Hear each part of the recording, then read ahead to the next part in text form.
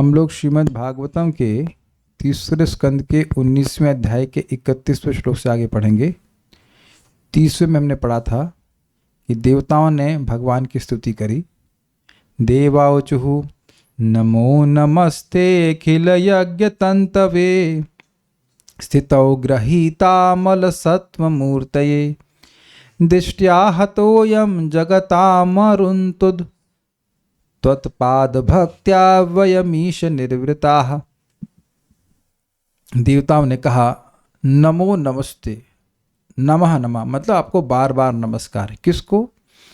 अखिल यज्ञ तंतवे, जो सभी यज्ञों के कारण हैं, यह सभी यज्ञों के भोक्ता है, यह सभी यज्ञों के विस्तार करने वाले हैं। तीनों अर्थ हैं। स्थितौ ग्रहीता, स्थितौ मतलब पालन करने के लिए, है ना, इधर लिया है स्थितौ मतलब हाँ, भक्तों का पालन करने, सभी जीवों का पालन करने के लिए ग्रहीता अमल सत्व मूर्ते, आपने शुद्ध सत्व की मूर्ति को स्वीकार किया है।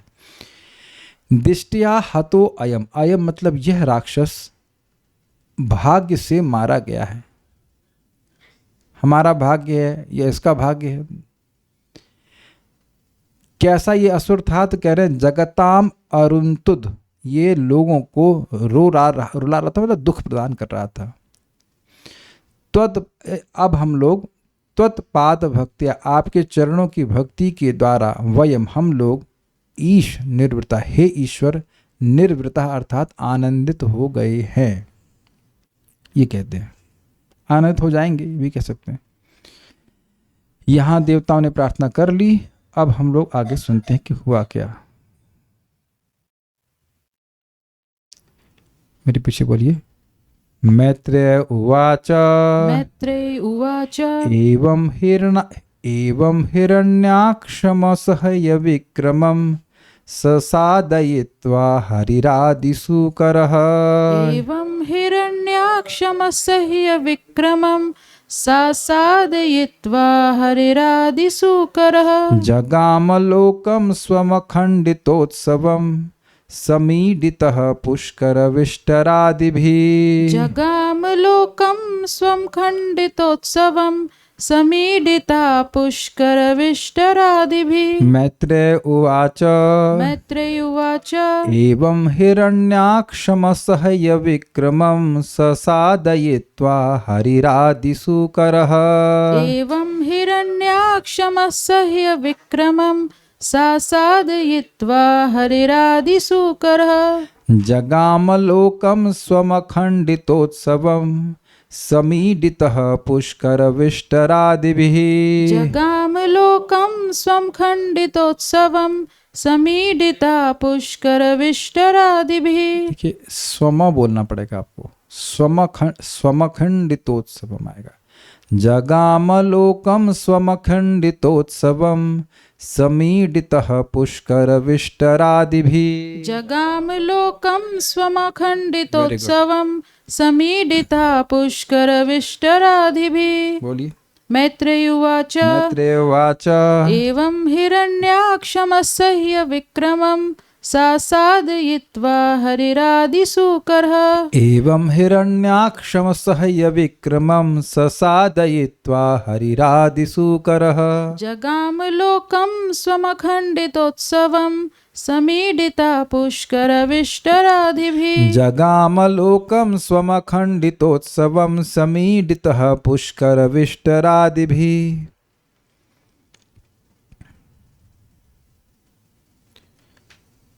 श्री मैत्रेय ने आगे कहा, इस प्रकार अत्यंत भयानक असुर हिरण्याक्ष को मारकर आदि वराह रूप भगवान हरि अपने धाम वापस चले गए, जहाँ निरंतर उत्सव होता रहता है। किस चीज़ का उत्सव होता रहता है? भगवान की भक्ति का, भगवान के नाम संकीर्तन का, भगवान की कथा का।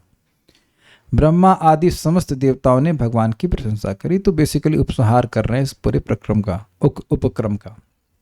मैत्रेय वाचा, मैत्रेय मुनि ने कहा, एवं इस प्रकार, मतलब जैसा आपने सुना, इस प्रकार आदि सूकरः, आदि वराह, सह हरि, वे भगवान श्री हरि, असह्य विक्रमम, अत्यंत शक्तिमान, मतलब जिसका पराक्रम असह्य था, जिसको सहन करना असंभव था, उस हिरण्याक्षम सादयित्वा, उस हिरणाक्ष का, उस नहीं होना चाहिए, हिरणाक्षम साधयित्वा, उस हिरणाक्ष का वध करके स्वम अखंडितम उत्सवम, अपने अखंड आनंदमय लोक यानी धाम को जगह में चले गए। उस समय पुष्कर विष्ठर, पुष्कर मतलब कमल, विष्ठर मतलब आसन, कमल आसन ब्रह्मा आदि भी इत्यादि देवगण भी उनकी समीरता स्तुति करने लगे। श्लोक इजी है।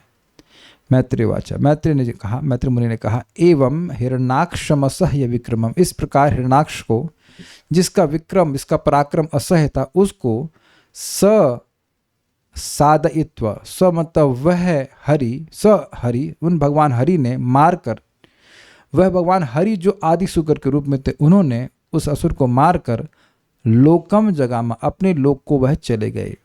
कैसा लोक था? स्वम अखंडित उत्सवम, अपने लोक को चले गए और वहां अखंडित उत्सव था। अखंडित उत्सव मतलब भाई जैसे हम लोग कभी कभी राधा अष्टमी मनाते हैं, कभी जन्माष्टमी मनाते हैं, तो उस दिन एक उल्लास रहता है। वैसे तो देखा जाए तो भक्ति के जीवन में नित्य उत्सव ही रहता है। मंगल आरती अपने आप में एक उत्सव है, अगर आप विचार कीजिए तो। इतना सुंदर कीर्तन होता है, इतना सुंदर भगवान का दर्शन होता है, नेत्रोत्सव होता है। आंखों को देखने के लिए उत्सव में उत्साह समझ में आता है ना। तो आप देख रहे हैं कि मंगल आरती में भगवान का सुंदर दर्शन करने को मिलता है तो नेत्रोत्सव होता है, कीर्तन सुनने को मिलता है तो कर्णोत्सव होता है, और प्रसादोत्सव तो सबको पता ही है। उसमें तो किसी का उत्साह तभी हो सकता है जब फैटी लीवर हो, मतलब भूख ना लग रही हो या जॉन्डिस हो, अन्यथा सब लोग उत्साहित रहते हैं।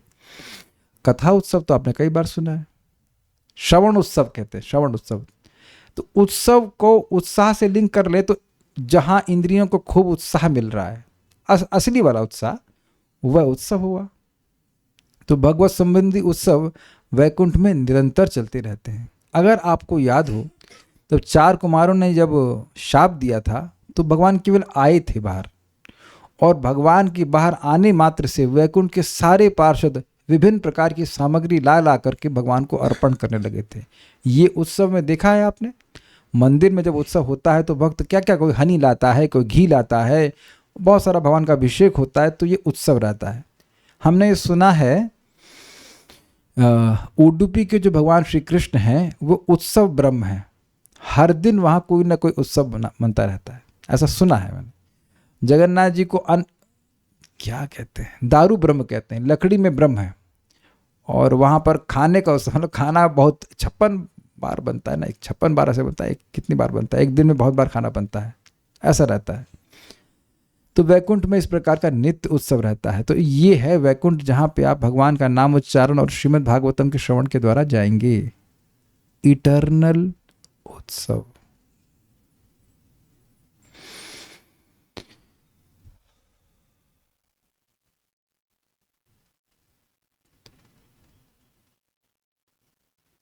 श्रील प्रभुपाद इस बात को बड़ी गंभीरता से समझाते हैं दूसरे स्कंद के 3 अध्याय के श्लोकों में कि एक भौतिकतावादी व्यक्ति इस जगत में ही प्लान बनाता रहता है सुखी होने का।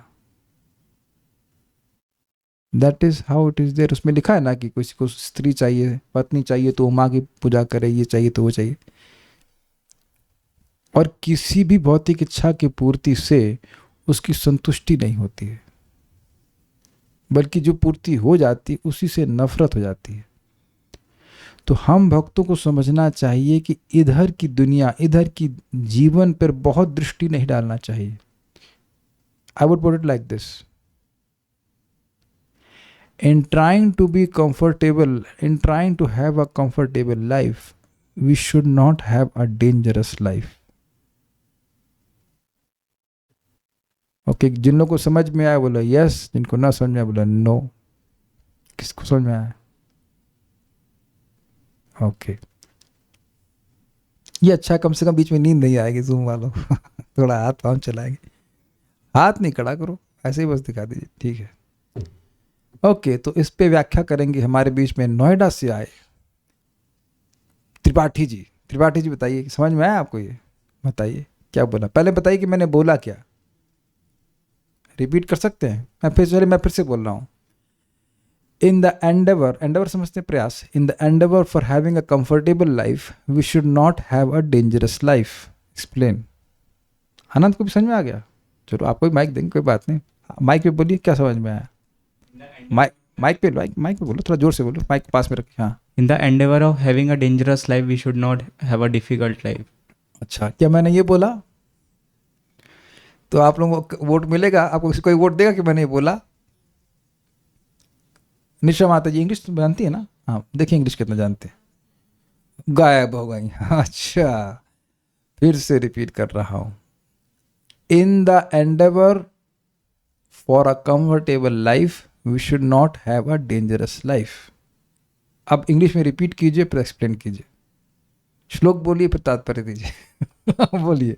In endeavor of happy life, or Comfortable life, not happy, comfortable life. हाँ, we should not have go for dangerous dangerous life. अब इसका मतलब क्या, हिंदी में अनुवाद कीजिए। कि एक सुखदायक या सुविधादायक लाइफ के लिए हमें रॉन्ग, सुख नहीं बोला मैंने, सुविधा इज डिफरेंट फ्रॉम सुख। सुविधाजनक लाइफ की खोज में हमें जो है खतरनाक की तरफ नहीं जाना। खतरनाक जीवन नहीं जीना चाहिए। क्या मतलब इसका?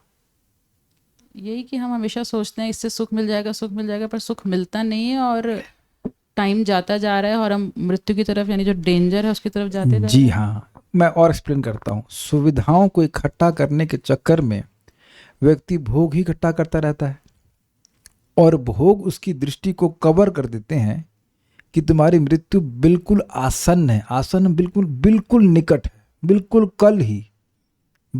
कल ही। और उसके बाद वो कौन सी योनि में जाएगा उसका कुछ भी उसको पता नहीं है। और इस कारण से व्यक्ति कोई भी कार्य करने में शर्माता नहीं, भयभीत नहीं होता है।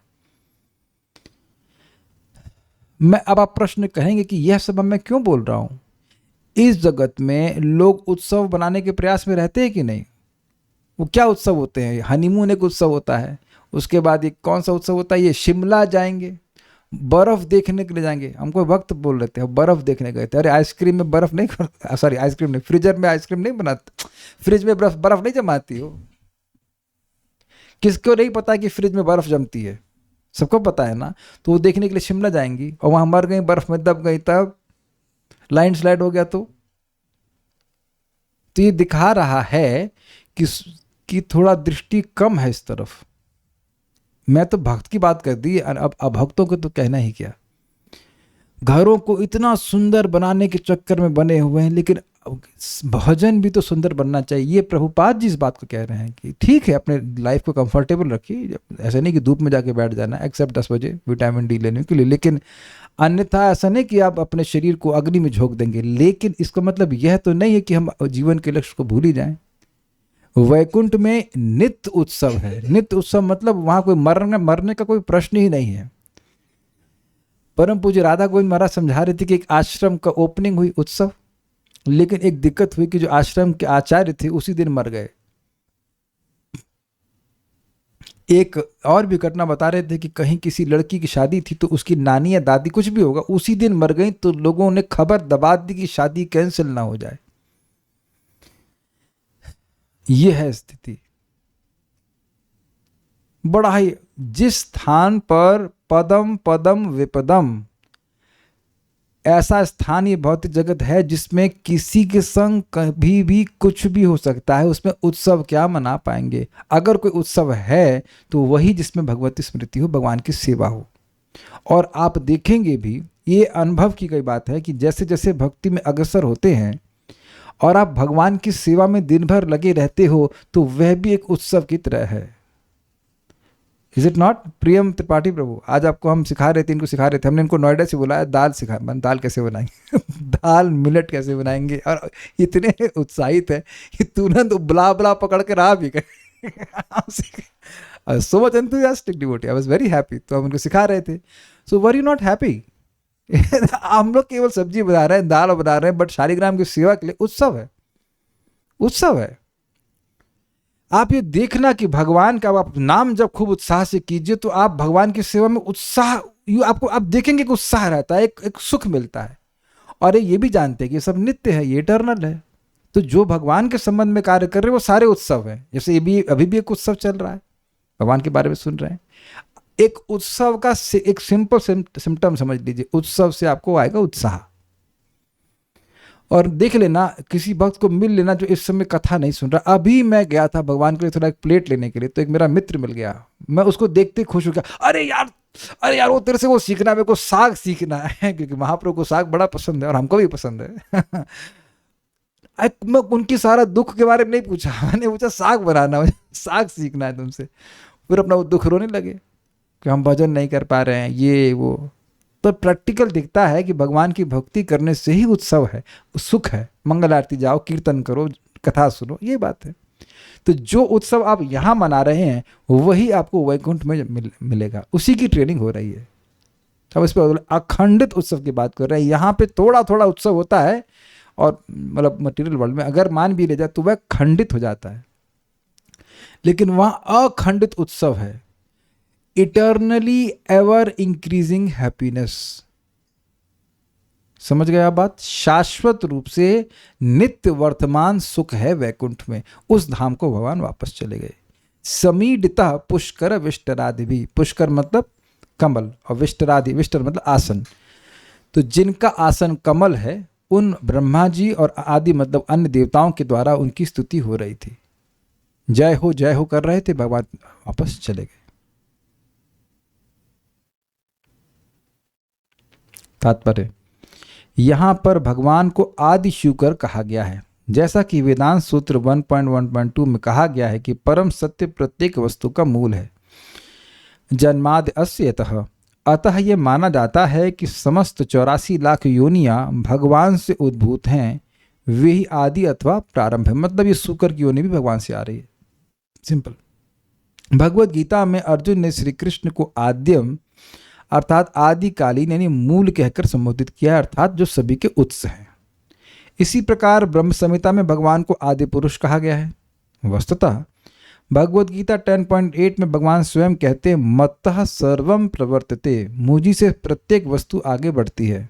मतलब जो अंडा पहले आया कि मुर्गा पहले आया, तो उत्तर है भगवान पहले आए। समझा गया आपको?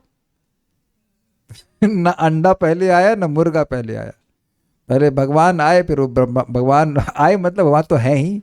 और ब्रह्मा जी की सृष्टि की, और ब्रह्मा जी सभी जीवों की सृष्टि की, वो मुर्गे की सृष्टि की और वो अंडा की सृष्टि करती। ठीक है, इजी। उन्हीं से सब कुछ, सभी का प्रवर्तन हो रहा है।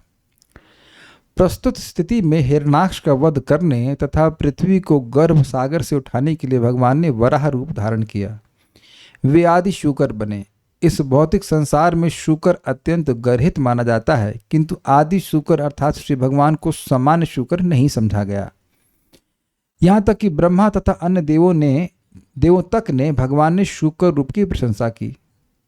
ये प्रपाद कह रहे हैं कि अगर वह वास्तविक रूप से शूकर होता तो यहाँ ऐसा क्यों लिखा है कि ब्रह्मा जी ने उनकी स्तुति करी? स्पष्ट है, यानी जो दिखता है वही वैसा नहीं होता है।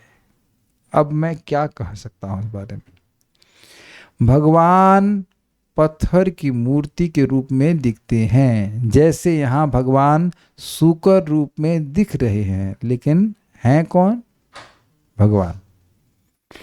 उसी प्रकार से गिरिराज शालिग्राम जैसे भगवान हमारे सामने हैं, यह मंदिर में भगवान हैं, तो दिख सकता है व्यक्ति को कि मूर्ति स्वरूप में है, यह मूर्ति है। बाहर के लोग तो मूर्ति ही मानते हैं, लेकिन मूर्ति नहीं है। भगवान अपनी सारी शक्तियों को अपने विग्रह में रखते हैं। ये शास्त्रिक बुद्धि से स्वीकार करके व्यक्ति को मंदिर में जाना चाहिए, जैसे हम अपने स्वामी से मिलने जा रहे हैं।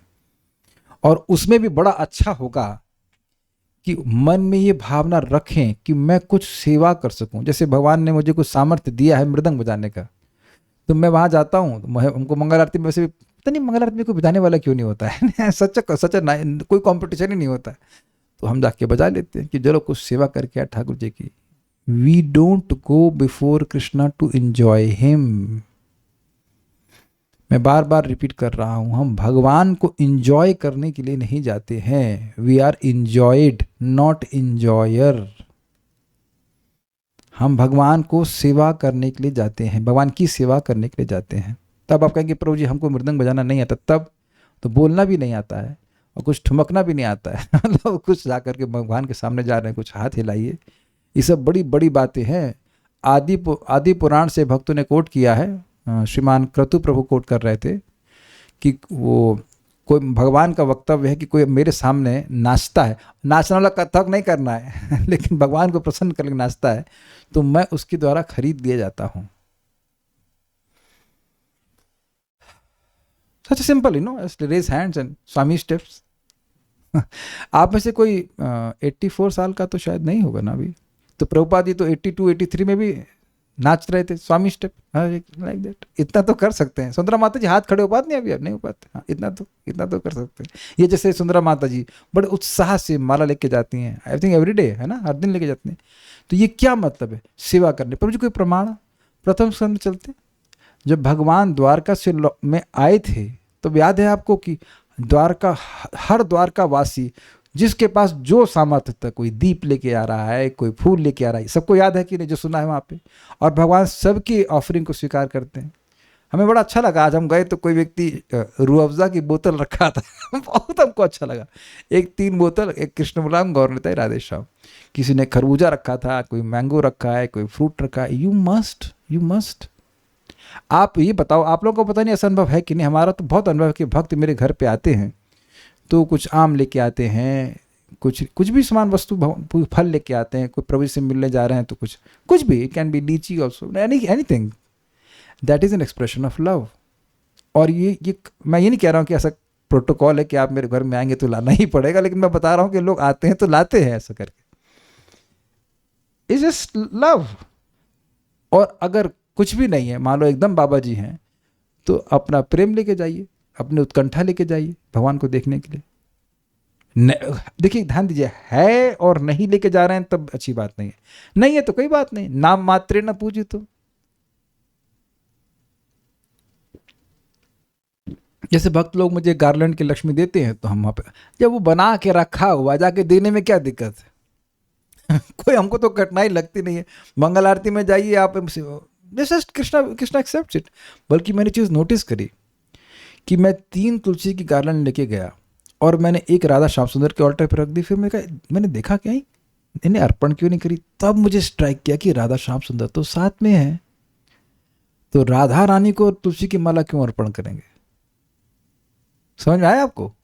तो छोटे डीटी से उनको देते हैं ना माला, तो हम लोग जो देते हैं, तो राधा रानी को तो नहीं देंगे, तो फिर वो तुलसी की माला कृष्ण बलराम जी के ऑल्टर पे चली गई, यानी राधा श्याम सुंदर को कुछ मिली नहीं। तो आज मैंने चेंज किया, कई समय से दे रहा था, मैं ध्यान नहीं दे रहा था, आज मैंने चेंज किया, 2 तुलसी की 1 फूल की माला भगवान को दी। I am just saying who is inspiring this. मैं ये इतने दिन से माला की सेवा कर रहा हूँ, मैं क्यों नहीं देख पाया? आज मुझे क्लिक भी नहीं किया। आज मैंने देखा कि नहीं, तुलसी की माला तो जब राधा श्याम सुंदर साथ में हैं, आप मेरी बात समझ रहे हैं, 2 डिटीज हैं, तो माला तुलसी की माला तो राधा रानी भी जाएगी ना, तो राधा रानी को तुलसी की माला नहीं चढ़ाते हैं, वो शक्ति तत्व है।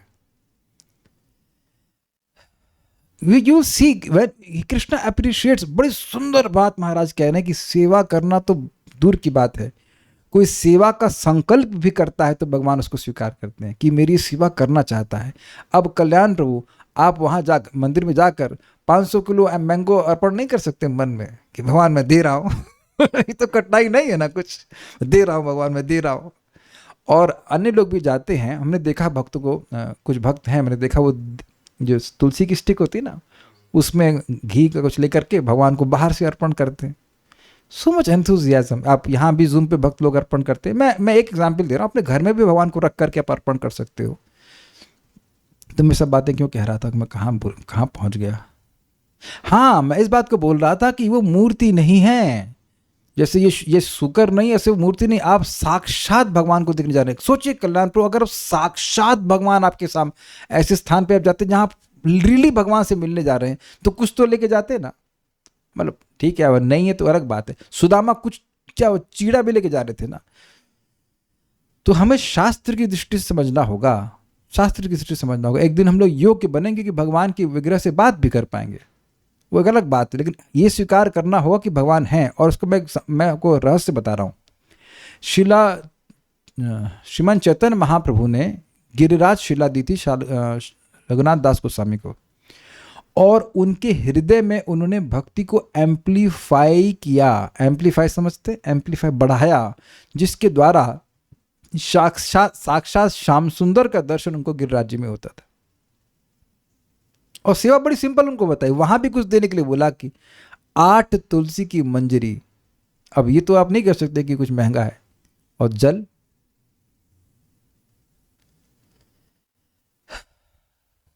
तो मैं खाली समझा रहा हूं कि अपनी आंखों पे मत जाइए, अपनी इंद्रियों पे मत जाइए, वो गलत इंफॉर्मेशन देगी। यही बात प्रभु समझा रहे कि उनको सामान्य सुकर नहीं समझना चाहिए।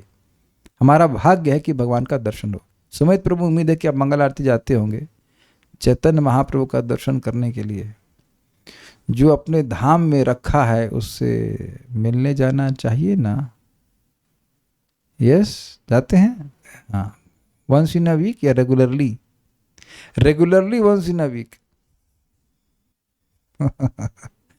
अब लोग डरेंगे वीडियो ऑन करने से। धाम में फ्री में रह रहे हैं, बहुत पास में रहते हैं मायापुर चंद्रोदय मंदिर के। तो आपको को होस्ट बना देता हूं और आप मुझे मैसेज कर देना कि कितने डेली जाते हो कि वंस इन अ वीक जाते हो।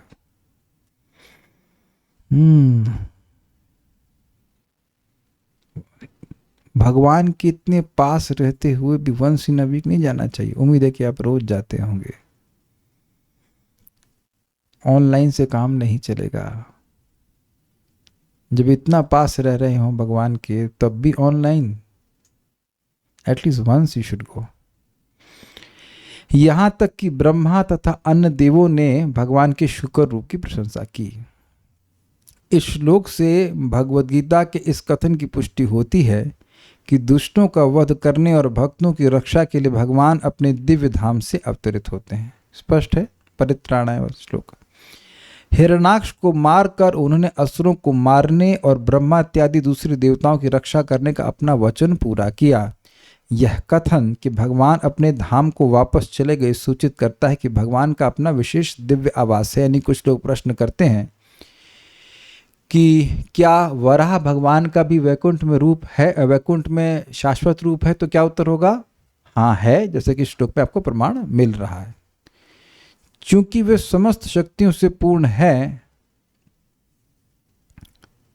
अतः वे गोलोक वृंदावन में रहते हुए भी सर्वत्र व्याप्त हैं। ठीक वैसे ही जैसे सूर्य ब्रह्मांड के भीतर विशिष्ट स्थान में स्थित होकर समस्त ब्रह्मांड को प्रकाशित करता है। इजी है। गोलोक एव निवसति अखिलात्म भूत गोविंदमादि पुरुषम तमहम भजामि। गोलोक में भगवान रहते हैं और अखिलात्म भूत सभी के हृदय में भी रहते हैं। जैसे सूर्य अपने स्थान में रहता है लेकिन सबके ऊपर रहता है। प्रभुपाद समझाते हैं कि दोपहर में आप किसी से पूछो सूर्य कहाँ है, मेरे ऊपर है। तो 100 फीट दूर जो व्यक्ति होगा उससे पूछो कहाँ है, कहता मेरे ऊपर है। लेकिन भगवान सूर्य तो अपनी स्थिति में है, ये बात समझा रहे हैं। कहाँ गए? यद्यपि भगवान का रहने का विशिष्ट आवास है, तथापि वे सर्वव्यापी हैं। निर्विशेषवादी भगवान के इस सर्वव्यापी रूप को मानते हैं, किंतु वे दिव्य आवास में स्थित उनके पद को नहीं मानते, जहां वे निरंतर दिव्य लीलाओं में संलग्न रहते हैं। इसका मतलब समझे आप? मायावादी लोग ये कहते हैं कि निर्विशेष ब्रह्म है और उसी का प्रकाशन, उसी का विस्तार भगवान है। भगवान जब सतोगुण की उपाधि को स्वीकार करते हैं, निर्विशेष ब्रह्म जब सतोगुण की उपाधि को स्वीकार करता है तो उन्हें भगवान कहते हैं। ये बात गलत है। भगवान की कोई उपाधि नहीं है। भगवान के शरीर और शरीर में, भगवान में कोई भेद नहीं है। और ऐसा नहीं है कि भगवान जब लीला समाप्त कर लेते हैं तो वह अब निर्गुण ब्रह्म में लीन हो जाते हों, ऐसा नहीं है। भगवान अपने धाम वैकुंठ में चले जाते हैं। बल्कि अवतार का मतलब ही होता है अवतरति इति अवतार। जो अपने धाम से इस जगत में अवतरण करते हैं, आते हैं, उनको अवतार कहते हैं। ओके, इस श्लोक में आगत अंग अखंडितो, श्लोक में आगत मतलब इस श्लोक में आया हुआ अखंडितोत्सवम शब्द विशेष महत्वपूर्ण है। उत्सव का अर्थ है आनंद। जब भी प्रसन्नता व्यक्त करने के लिए कोई कार्य किया जाता है तो वह उत्सव कहलाता है। उत्सव पूर्ण प्रसन्नता का सूचक है और ये भगवान के दिव्य के धाम वैकुंठ लोक में सदैव विद्यमान रहता है। भगवान जब ब्रह्मा जैसे देवताओं द्वारा पूजित हैं तो मनुष्य जैसे नगण्य आत्माओं का क्या कहना। को नुराजन इंद्रियवान मुकुंद चरणाम्बुजम न भजेत सर्वतो मृत्यु उपास्य अमरोत्तमय। ऐसा कौन होगा जो इंद्रियों से युक्त हो, मनुष्य योनि को प्राप्त हो और भगवान मुकुंद का जो मुक्ति के सुख को भी कुत्सित करने वाले हैं उनका भजन नहीं करेगा। क्यों ऐसा कहते हो? तो कहते हैं नहीं भजन कर रहा है तो हर जगह उसकी मृत्यु है।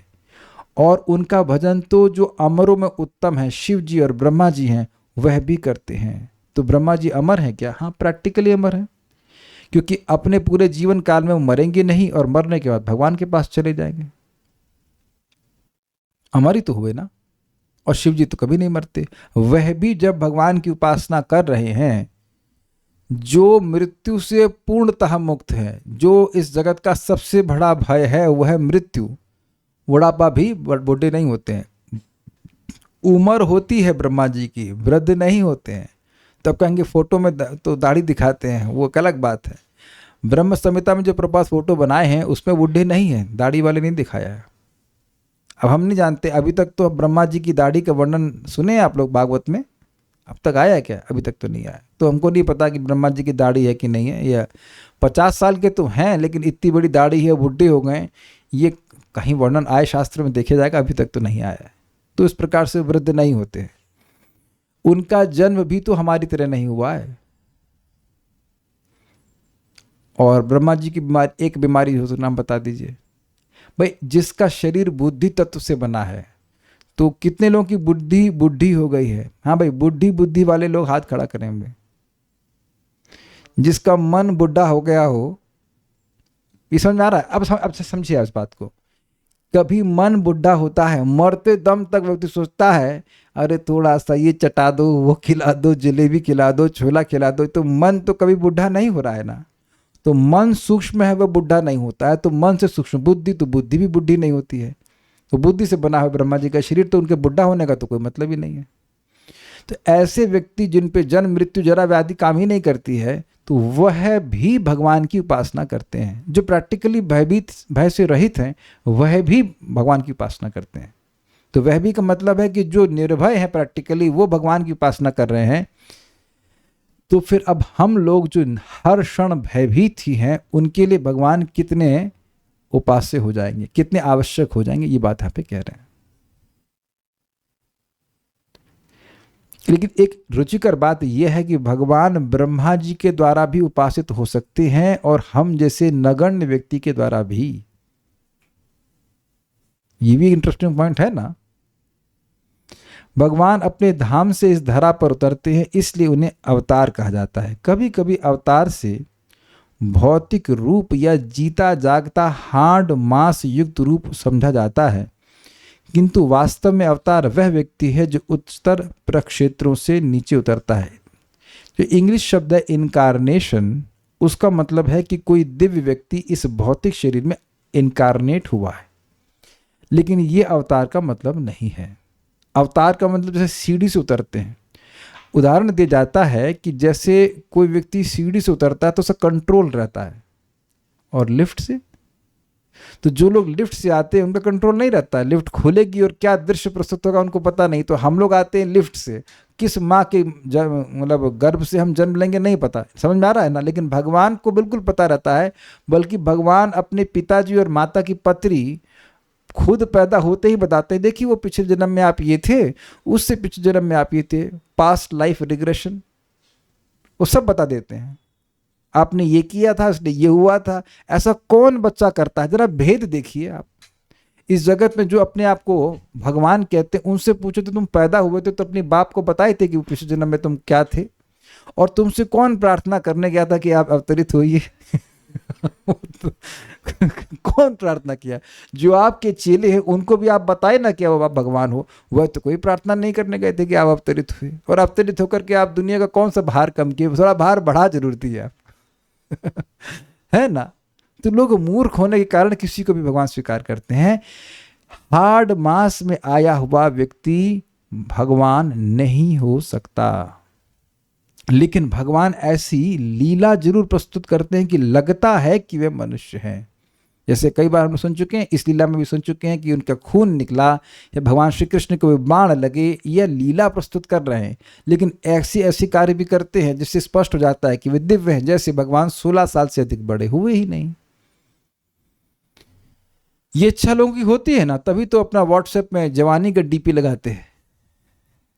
तो कभी कभी मतलब दिक्कत हो जाती है, आदमी ये असलियत में तो बुढ़े हैं, बहुत पुराना फोटो लगाता है, 16 साल के होंगे, हो गए 54 साल के, लेकिन वो चाहते हैं कि युवा बने रहें। लेकिन बनने वाली इच्छा से क्या होता है, भगवान ऐसे हैं 16 साल से बड़े ही नहीं हुए। हमको हमेशा अजीब सा लगता है कि किसी के दादाजी, मान लीजिए साइंटिस्ट प्रभु आप 16 साल के लग रहे होते तो आनंद को दिक्कत होती है, दादाजी बड़े क्यों नहीं हो रहे हैं ना। इज इट नॉट लाइक, आप लोगों में से कितने लोग स्वीकार करेंगे कि नानी मतलब ओल्ड एज है ना। लेकिन प्रैक्टिकली मान लीजिए लड़की की शादी 21 साल में हो गई तो उसकी माँ 40 साल की होगी, 40 साल तो मैं 43 का हूँ, तो लाइक नाना तो नहीं लगता आप लोग नाना तो नहीं लगूंगा, लेकिन हम लोग के मन में कंसेप्शन है ना कि नाना जी मींस ओल्ड एज, बाल पक गए होंगे इत्यादि इत्यादि। अग्रीड। लेकिन आपके नाना 16 साल के लगे तो आपको अजीब सा नहीं लगेगा। हमको ये आश्चर्य होता था कि उस जमाने में लोग को आश्चर्य नहीं होता कि सब लोग वृद्ध हो रहे हैं, क्या नाम से अर्जुन की मूछें आ गई हैं, इनकी मूछें क्यों नहीं आ रही हैं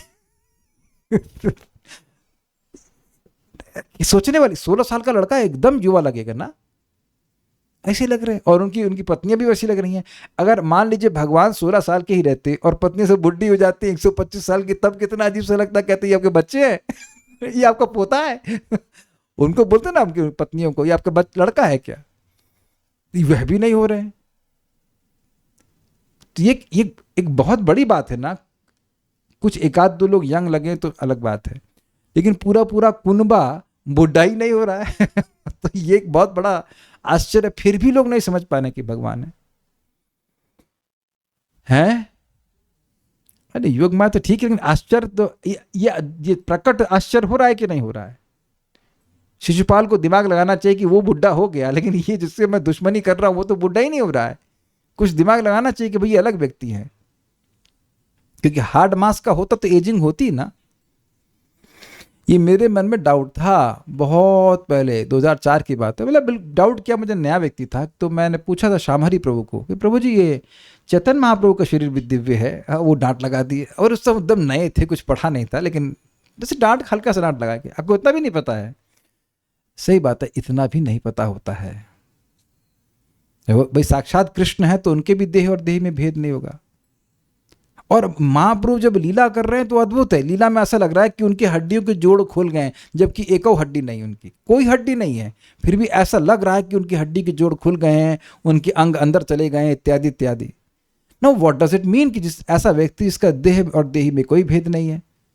ये तो अब जब रियलाइजेशन होगा तभी होगा, अभी तो कुछ सिद्धांतिक रूप से स्वीकार करना पड़ेगा आपको। लेकिन इतना समझना चाहिए कि जब भगवान यहाँ पे आते हैं तो कोई भौतिक शरीर धारण नहीं करते। भगवान का धाम भौतिक आकाश से ऊपर बहुत ऊंचाई पर है और वे उस उच्च पद से नीचे उतरते हैं, इसलिए अवतार कहलाते हैं, लेकिन उतरने के बाद भी वो भगवान ही रहते हैं। एक श्लोक हम और ले लेंगे, उसके बाद टॉपिक चेंज होगा। मेरे पीछे बोलिए। मया यथानुक्तमवादिते हरे कृतावतारस्य सुमित्र चेष्टितम्।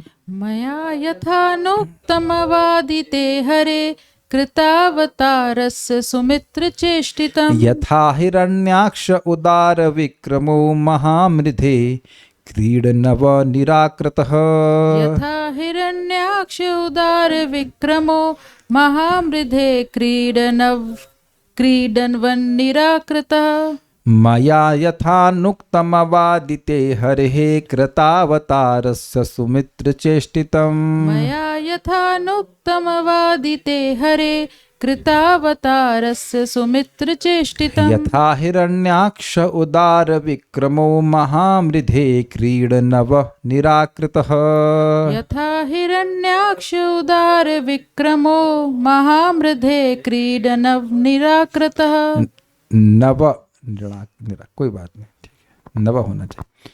मैत्री ने आगे कहा, हे विदुर, मैंने तुम्हें कह सुनाया कि भगवान किस प्रकार प्रथम शूकर के रूप में अवतरित हुए और अद्वितीय शौर्य वाले असुर को महान युद्ध में मार डाला, मानो वह कोई खिलौना रहा हो। बच्चे खिलौने से खेलते हैं फिर तोड़ देते हैं। मैंने अपने पूर्ववर्ती गुरु से इसे जिस रूप में सुना था वह तुम्हें सुना दिया। सुमित्र, हे मित्र विदुर जी, सु यानी अच्छे मित्र, अवतारस्य कृत, अवतार लेने वाले हरे श्री हरि की चेष्टतम लीलाओं को मया यथा अनुक्तम, मैंने जिस प्रकार गुरु मुख से सुना है। अनु अनु प्लस उक्तम, अनु मतलब पीछे, उक्तम मतलब कहा। तो जैसे गुरु जी ने कहा, जैसे नहीं है, जैसे मैंने सुना उसी प्रकार से बोला। यथा जिस प्रकार भगवान ने महामृधे भीषण संग्राम में उदार विक्रम महान पराक्रमी हिरणाक्ष का क्रीडनवत निराकृता खिलौने के समान वध किया, ते अवादि उसे तुम्हें सुना दिया।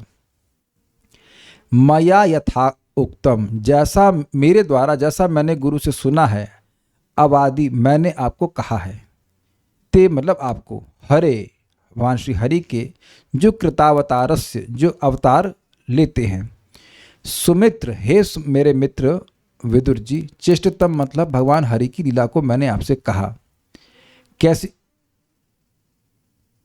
कैसी लीला? तो कहते हैं यथा हिरणाक्ष उदार विक्रमो, जिस प्रकार हिरणाक्ष को जो कि महान विक्रम से पराक्रम से युक्त था, उसको महामृदे भीषण संग्राम में खिलौने के समान क्रीडनवत खिलौने के समान निराकृत भगवान ने वध कर दिया। तो बेसिकली बात ये कह रहे हैं कि जैसा मैंने अपने गुरु से सुना कि भगवान की लीला के संबंध में, वैसा ही आपको सुना दिया। और यही तरीका होता है, और ये बहुत आसान तरीका होता है। हमें कुछ अपनी बात नहीं कहनी होती है। मुझे कुछ वक्त लोग कहते हैं, प्रभु जी आपके हम प्रवचन सुनते हैं, बस हम उतना ही रिपीट कर देते हैं। उम्मीद है कि आप उतना ही करते होंगे। अभी आपने देखा था मैंने केवल एक लाइन बोली थी, we should not live a comfortable life and नहीं, in the endeavour to have a comfortable life we should not have a dangerous life. और उसमें आप देखिए कितनी कितनी त्रुटियां होने लग गई। मैं संस्कृत तो नहीं बोला, अंग्रेजी में तो सबके कुछ कुछ नंबर आ ही गए होंगे, 80%।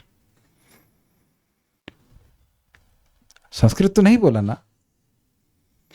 तो यह भी हो सकता है कि हम सोच रहे हों कि हम रिपीट कर रहे हैं। अभी आप दोनों भक्तों से मैंने पूछा तो आप यही सोच रहे थे कि आप मेरी बात को रिपीट कर रहे हैं, लेकिन आप देखिए कि जो बात मिस हो गई उसको फिल कर रहे थे और उससे अर्थ अलग जा रहा था। सुखी जीवन जीने के लिए मना नहीं किया जा रहा है, वो तो भगवान बता ही रहे हैं। प्रश्न ही उठाया गया है भागवतम में कि व्यक्ति सुख कैसे प्राप्त करेगा, लेकिन सुविधा को कैसे प्राप्त करेगा ये प्रश्न नहीं उठाया गया है ना। इंटरेस्टिंग, सुख और सुविधा अंतर है ना। तो ये एक बहुत बड़ी कृपा चाहिए भगवान की और गुरु की कि जो वो बात कह रहे हैं उसको समझकर सही तरह से रिपीट करे। एक तो कृपा इस रूप में चाहिए कि व्यक्ति ऑनेस्ट होना चाहिए, उसको यह नहीं सोचना चाहिए कि वह गुरु से अधिक जानता है, ये एक प्रवृत्ति बहुत ज्यादा होती है। और दूसरा, उसको समझ में आना चाहिए कि गुरु जी बोले क्या। इट टेक्स सम टाइम भाई, इसमें कोई कुछ कर नहीं सकता है। जब हमारी बुद्धि पवित्र होती है भक्ति करके, तब चीजें वैसे ही दिख पाती हैं जैसा कोई गुरु बोल रहे हैं। देखिए दुनिया में लोग सोच सोच कर बोलते हैं, आपने देखा ना, वो सोचते हैं और वो लिख के लाते हैं, वो सोचते हैं। आप लोगों ने भी स्पीच कभी दी होगी तो बहुत सोच सोच के बोला होगा। लेकिन साधु लोग जो बोलते हैं तो वह अपने अनुभव को शेयर करते हैं। जैसे मान लीजिए आपको मैं पूछूं कि रसगुल्ला कैसा लगा, तो आप उसमें स्पीच तैयार करते हैं, अच्छा लगा, उसमें कुछ सोचते तो नहीं है आप में से किसी ने कभी सोचा इस तरह से नहीं।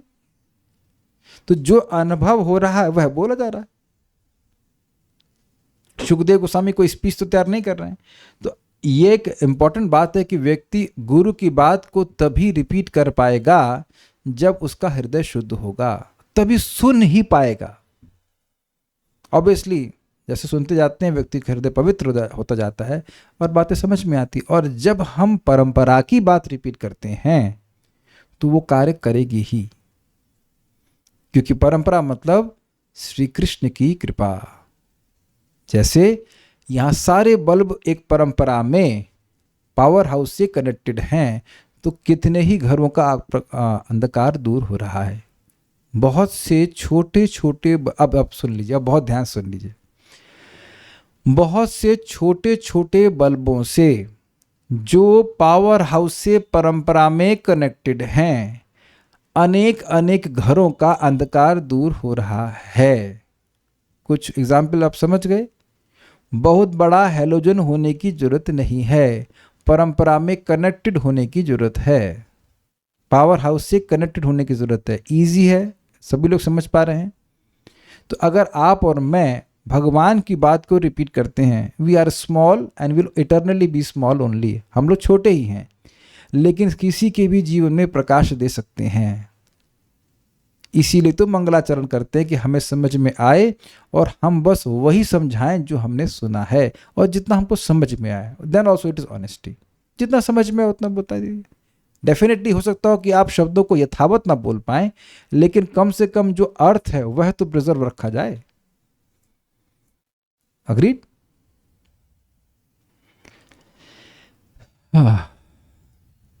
श्रीधरी, इस श्लोक में मैत्रेय जी ने विदुर जी को सुमित्र शब्द से संबोधित किया है। उन्होंने कहा कि यथा अनुक्तम, अर्थात जैसे मैंने अपने गुरुजनों से सुना है वैसा मयावादी मैंने आपको वराह भगवान की चेष्टाओं को तथा हिरणाक्ष वध को सुना दिया। सारा दर्शनी। यथा अनुक्तम अर्थात श्री गुरुदेव का वाक्य का अतिक्रम न करते हुए। अतिक्रम शब्द से परिचित हो गए। गुरु जी ने इतना बोला वराह देव के बारे में, उससे बाहर हम नहीं बोल सकते। और आप देखना कि जब भी हम कोई बात अपने मन से जोड़कर बोलेंगे तो कुछ न कुछ लोग अप्रसन्न हो जाएंगे। आप कभी किसी प्रवचन में बैठो और जो वक्ता अपने मन से कुछ बोलने लगेगा, आप देखना अगर आप बहुत अच्छे वक्ता श्रोता हैं तो आप अप्रसन्न हो जाएंगे, ये अपने मन से क्यों कह रहा है। और जो थोड़े विद्वान हो जाते हैं तो समझ जाते हैं कि अपने मन से बोल रहा है। आप मेरे जितने भी प्रवचनों में आए होंगे, अगर मैंने बात आचार्यों की रखी है तो एक भी व्यक्ति कभी दुखी नहीं हुआ होगा। हाँ, ये हो सकता है कि उसके खुद की बुद्धि में कोई भेद हो, मतलब वो समझ ना पा रहा हो और उसे बुरा लग जाए, क्योंकि आचार्य गण सीधे भगवान को प्रसन्न करने वाली बात ही बोलते हैं। क्या मैं सही बोल रहा हूं? क्या आप लोग का ऐसा अनुभव है कि नहीं? मैं प्रयास करता हूं कि अपने मन से मैं कुछ नहीं बोलूं। हाँ, मैं ये बोल सकता हूं कि मेरी समझावट है, तो मैंने कई बार बोला है, लेकिन ये मेरा अनुभव है कि जब हम भगवान की बात बोलते हैं तो भक्त लोग प्रसन्न होते ही हैं। हमें बाहर से बोलने की जरूरत ही क्या है? जो लिखा है वही समझ जाए, बहुत बड़ी बात है। तो मैंने परम पूज्य वृंदावन चंद्र महाराज को देखा है कि कुछ विषय में वो कहते हैं हमें इस बारे में कोई जानकारी नहीं है, ना हम कुछ पढ़े हैं ना हमने सुना है गुरुजनों से। And that should be our honesty. नहीं पता है, नहीं पता, फिनिश। अब यहाँ पे आ रही बात तो हम याद आ ही रहा है। परम पूज्य राधा गोविंद महाराज से एक माता जी पूछी कि सुभद्रा महारानी गौर लीला में क्या है? महाराज को उत्तर, सुभद्रा भगवान महारानी भगवान श्री कृष्ण की बहन है। नहीं महाराज, सुभद्रा महारानी गौर लीला में क्या? वो सोच रही कि महाराज को प्रश्न समझ नहीं आया, बहुत बुद्धिमान थी, कटाक्ष समझ गए आप। सुभद्रा महारानी गौर लीला में कौन है? फिर महाराज बोले सुभद्रा महारानी भगवान श्री कृष्ण की छोटी बहन है। तो फिर तीसरी बार पूछी तो महाराज बोले हमको नहीं पता, और नहीं पता तो गलत ही बताएंगे, इसलिए हम कुछ नहीं कहेंगे। सो यू नो कितनी अमेजिंग इग्नोरेंस है ना। वो सोच रहे हैं कि एक महाभागवत महान भक्त, उसको मेरी बात समझ पे नहीं आ रही है, तुमको नहीं समझ में आ रहा है।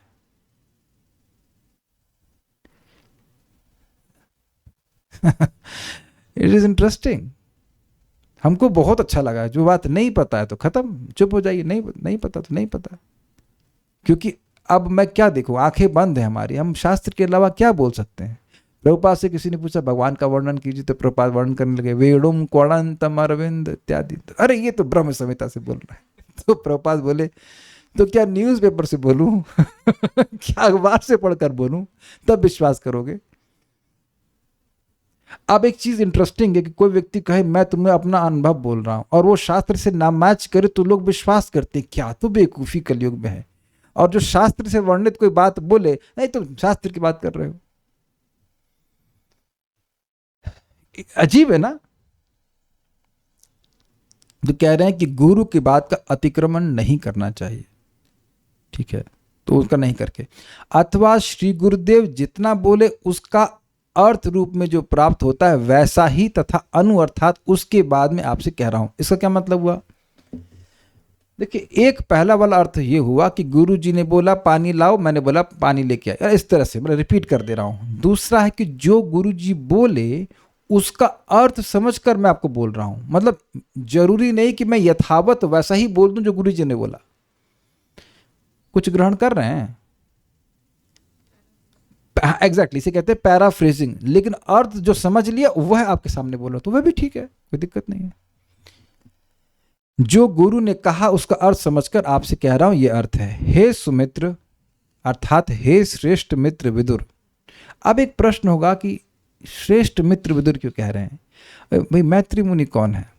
महाभागवत है, उनके मित्र कौन होंगे? उनके मित्र का स्तर भी भाई महाभागवत होगा। ये समझ गए सुमित्र। चेष्टतम अर्थात श्री हरि की लीला कैसे हुई थी उसको कहने के कैसे हुई उसको कहने के लिए कहते हैं यथा आदि से। अर्थात श्री वराहदेव ने युद्ध में महापराक्रमी हिरणाक्ष को जैसे एक खिलौने की तरह नष्ट कर दिया था वैसे उस हमने लीला का वर्णन किया। तात्पर्य, यहाँ मैत्री मुनि स्वीकार करते हैं कि उन्होंने भगवान द्वारा हिरणाक्ष वध को ज्यों का त्यों आख्यान के रूप में कह सुनाया है।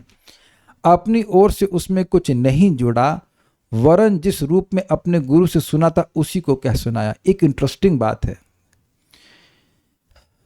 कभी आप अपने मन से कुछ बोल दीजिए, फिर इस बात पे विचार कीजिएगा कोई पूछ लेगा कि आप बोले कहां से, तब क्या मुंह दिखाएंगे? तब क्या मुंह दिखाएंगे कि हम कहीं से सुने थे। आप देखिए, मैं कभी कभी कुछ मजाक के लिए कहानी सुना देता हूं तो हम पहले डिस्क्लेमर डाल देते हैं कि हम इसको पढ़े नहीं है, केवल एक विनोद के लिए कहानी बोल रहे हैं। तो इसलिए पहले हम बोल देते हैं भाई ये कोई शास्त्र के वचन नहीं है, ऐसे केवल विनोद के लिए, just to illustrate some point like that. लेकिन कोई किसी बात को आप बोल दे रहे हैं, कोई कथा सुनाते रहे हैं, या आप देखिए मैं प्रैक्टिकली यहाँ पे अप्लाई करता हूँ कि मैं बोल देता हूँ कि मैं कुछ बोल रहा हूँ, उसमें त्रुटि हो सकती है क्योंकि मैं स्मृति से बोल रहा हूँ और गलती हो सकती है, आप उसको वहाँ पे पढ़ लीजिएगा। That is very much possible, क्योंकि हम ब्रह्मा नहीं हैं, वो उनसे नीचे वाले भी नहीं हम कलयुग के हत जीव है, तो वो गलतियां हो सकती है, इसमें कोई कठिनाई नहीं, वो तो हम मान स्वीकार कर रहे हैं। लेकिन अपने मन से कुछ बड़बड़ कर देना, क्या मुंह दिखाएंगे हम? पूर्ववर्ती आचार्यों को, श्रील प्रभुपाद को क्या मुंह दिखाएंगे? ये क्या बोल के आ गए? तो प्रतिनिधि मतलब व्यक्ति को उनकी बात बोलनी चाहिए। Okay, and it is simple, it is simple for the simple, complicated कुछ नहीं रखना है, ठीक है। इस प्रकार उन्होंने परंपरा प्रणाली को प्रमाणिक माना है। जब तक इस प्रकार गुरु से प्रमाणिक विधि से सुना ना जाए, किसी आचार्य का कथन वैध नहीं हो सकता। इसीलिए आप लोगों से निवेदन है कि इस बात को अब आप पकड़ लीजिए। प्रभुपाद जी का तात्पर्य आपके सामने है। इस सीनियर डिवोटी ने कह दिया, उस सीनियर डिवोटी ने कह दिया, और आप आंख मूंद करके स्वीकार कर रहे हैं, तो आप प्रभुपाद जी की बात को नहीं समझ पा रहे हैं। आपके सामने देखिए तात्पर्य रखा हूं मैं, अपनी तात्पर्य मैंने लिखा है क्या? तो इस बात में कोई इमोशनल स्टफ नहीं इन्वॉल्व हो सकता है। जो कोई भी बोल रहा है उसको शास्त्र से प्रमाण देना चाहिए। शास्त्र मतलब श्रीमद् भागवतम, भगवत गीता, चैतन्य चरितामृत। चैतन्य चरितामृत जब पढ़ाया जाएगा तो आप देखिएगा, अभी देख लीजिएगा, आप क्या नाम से भक्ति रसामृत सिंधु पढ़ रहे हैं, एक बात बोलेंगे उसके 6 श्लोक कोट करेंगे, 6 बहुत सारे श्लोक कोट करेंगे। आपने देखा जीव गोस्वामी जी कैसे समझा रहे हैं, एक पॉइंट बोल रहे उसमें कितने सारे श्लोक कोट करते रहे भागवतम से।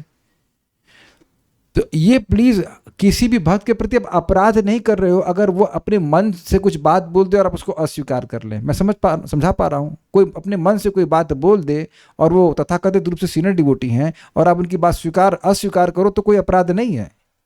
क्या वो शास्त्र का कोई प्रमाण दे पा रहे हैं? नहीं दे पा रहे हैं तो फिर तो उनके ओपिनियन और मेरी ओपिनियन की कोई बराबर ही वैल्यू है ना। ये कोई अपमान करना नहीं होता है, ये कोई अपमान करना नहीं होता है। जो भी बात बोली जा रही है और शास्त्र से बोली जानी चाहिए। भगवान स्वयं बोले ना, तस्मात् शास्त्रम प्रमाणन्ते कार्य कार्य अवस्थितो ज्ञात्वा शास्त्र विधानोक्तम कर्म कर्तुम यहाँ से। ओके, ठीक है। यहां यह भी कहा गया है कि यद्यपि असुर हिरण्याक्ष का शौर्य असीम था किंतु भगवान के लिए वह खिलौना मात्र था। बालक बिना किसी प्रयास के अनेक खिलौने तोड़ देता है, उसी प्रकार संसारी मनुष्यों की दृष्टि में भले ही कोई असुर कितना ही शक्तिशाली क्यों न हो, भगवान को ऐसे असुर को मारने में कोई कठिनाई नहीं होती।